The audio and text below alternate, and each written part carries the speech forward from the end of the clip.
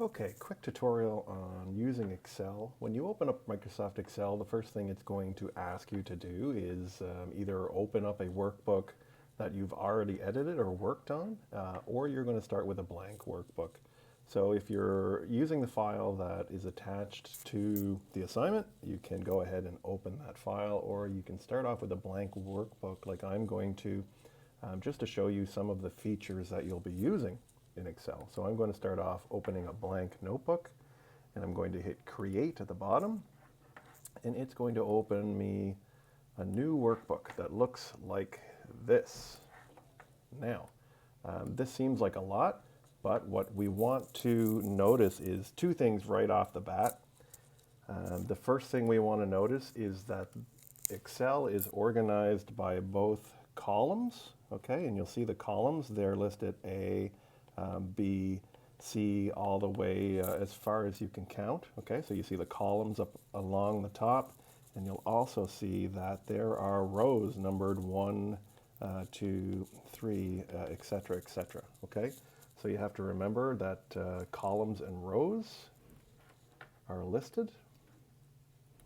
And I should just be able to delete these quickly. So now that we know it is organized into columns and rows, it should make it a little easier.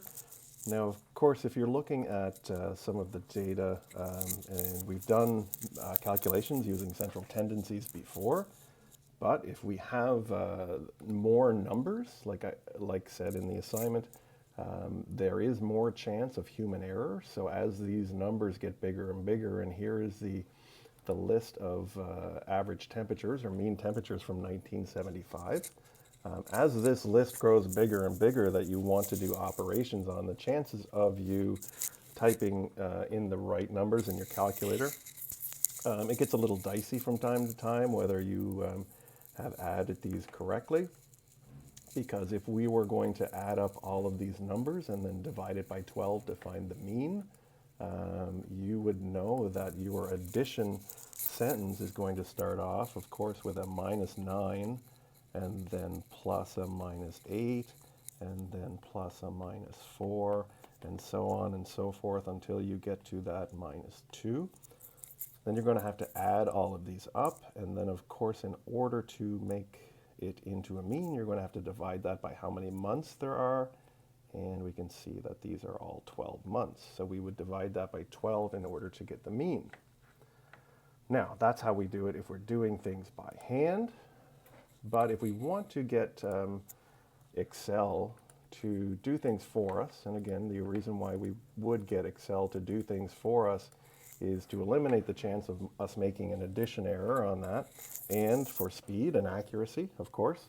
So what we want to do is we want to get Excel to add these numbers here all together for us, okay?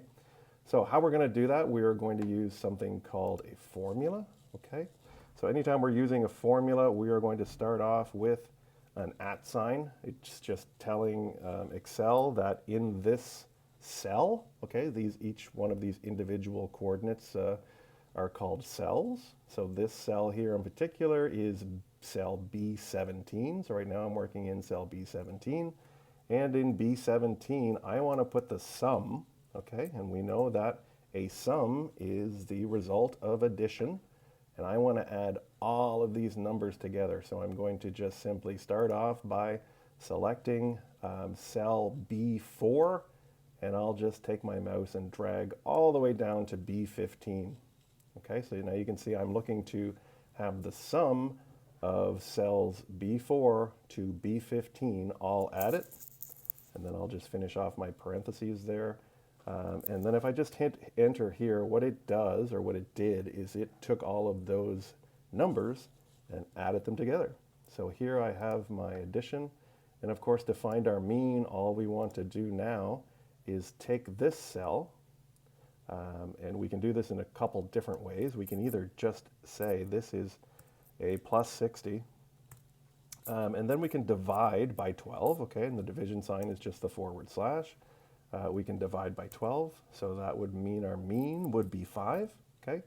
Or we can actually just take that cell, so we can say plus this cell. So this is B17, so plus B17 divided by 12 will also give us the same answer.